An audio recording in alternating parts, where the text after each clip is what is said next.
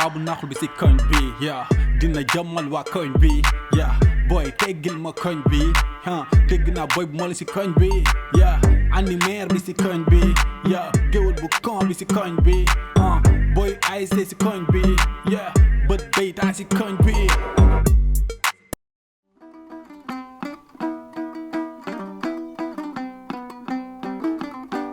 asalaamaaleykum man la Noiro 3e bataillon monsieur le maire lay laaj moo ma joxoon rendez-vous léegi allez na gaaw. maaleykum salaam Noiro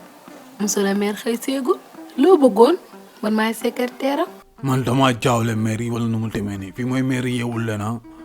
man la Noiro laa la wax 3e bataillon waaw man su ma lay wax sama jaar suba fii la ñuy fekkaat waaw guerre bu mës a am Afrique rek jàppale ni Noiro taq na si voilà. waaw monsieur le maire bi nag waxoon ma ñëw nekk garde corps am quoi. bon kumba na nga def xam naa ni di nga ma meree xam naa ko parce que bu ma falee maire ba léegi ñoo bokk kër gi mais li nga may gis bëriwul parce que damay guddee wàcc di teel a xëy ani Pabi ba sonalu la sama papa xam naa ko dafa bëri problème moom aussi sax gëj naa ko gis ana moom. waa kii du monsieur le maire maa la raw lu bëri ba yaa ngi si jàmm yow kat ba nga faloo ba léegi kenn déggatu la kenn gisatu la waaw paa bi mi ngi si jàmm bu baax daa waxoon day génn doxantu ji xam naa dafa doxantu ji rek néegam bi laay defar nii instant yi nii. aywa kii mooy seen moom du géwël mbaay moom la géwël mbaay la kaay coor la leer na ma daal léegi nii cantine bi indoo ko moom mu dem dig ko géeram yi non non xale bi jukam ne xaw ma kaay wala mu toog si oto jàmm moo tax bi mu toog sax da kaa moom oto jàmmut la léegi xam naa daa bëgg yend bu ñëwee mun tey la xamanteeg moom waaw dam naa dig ni ko géeram yi bu yàgg dóor kat la kii. nga wax dafa bëgg garde corps kon yow si ñooñu nga bokk. yow la mooy sa jaar sax mas nga garder kenn kon toogal kon moom moo la waxoon nga ñëw nekk garde corps am kon moom jël na la sa équipement bi est-ce que tamit doo ko wàññi ndax yow militaire ngay nuróol te ñun garde corps kese lañu soxla. woyu ma man duma toog man ay service damay taxaw loolu ñëpp xam nañ ko mais xëy suba ma ngoon taxaw loolu wàññiwul dara si man ok te équipement bi sax dama ko wàññi parce que parasite bi ñëwul genre de combat yi am na yu ñëwul quoi saa bu may ñëw clando lay jël waaw indi ma genre de combat bi man sama liggéey dama ko def demi mesure lay def waaw monsieur le maire dama koy aar papaam yaayam tantam impa ñëpp lay aar man suma lay aar yow mii sax secrétaire ma lay aar waaw kon bul tàngal sama yaram instant ma wàññi équipement bi nii somme nii quoi parce que dafa xaw a tàng.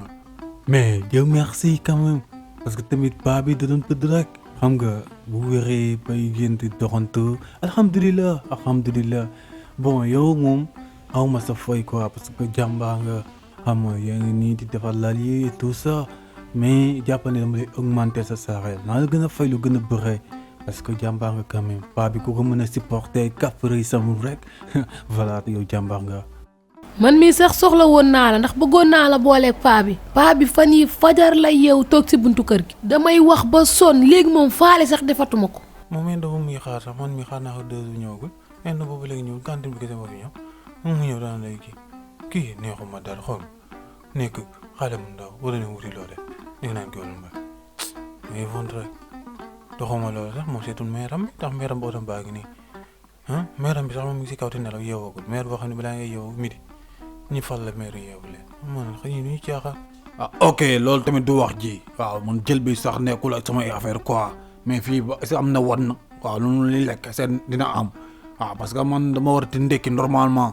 waaw te añ normalement te reer normalement garaawul amul heure xëy heure wàcc mën naa ko topp 24 heures sur 24 karawam du wadd waaw loolu man maa la ko assuré. bu subaa man nga xëy si bu monsieur le maire ñëwee dinaa ko wax waaw kon baax na ñu def noonu ba suba waaye équipement bi moom loo mën a wàññi rek xeeb ko dégg nga. c'est vrai tu as tout à fait raison parce que xam naa paa bi je le connais bon am na jànq sax yoo xam ne dafa doon liggéeyal paa bi dañuy xëy suba de seen place claquer la porte dem seen yoon duñ ma sax tàggu dañuy daw mais yow boobu léegi yaa ngi koy gérer te en plus Sénégal amul ay maison de retraite waaw pour xam ne màgget yi nii nga yóbbu si kër yi comme tubaab yi mais fii amu fii alors gérer.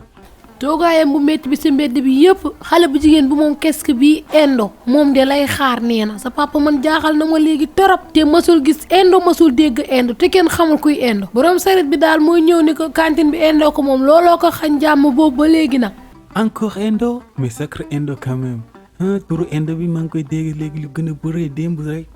sama néeg di see maa ngi toog xaw si balcon bi maa ngi gis xale yi nii Inde moom cantine bi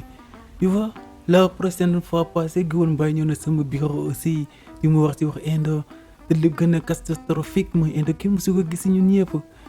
léegi sama papa aussi mi wax waxu Inde quand même mais xoola fexeel ba Inde bu fi ñëwee sama ginnaaw bul nangu paa bi di ko créer problème de la connaître le vieux quoi te xam nga rek Inde mën a jàpp ni tel père tel fils quoi mën a jàpp ni ki sama papa maam ñu ñam et alors c'est faux. paa bu naaxul bi si koñ bi yaa dina jàmmal waa koñ bi yaa boy teggil ma koñ bi dégg naa boy bu ma la si koñ bi yaa animaire bi si koñ bi yaa géwël bu kon bi si koñ bi boy ASC si koñ bi yaa bët baytaa si koñ bi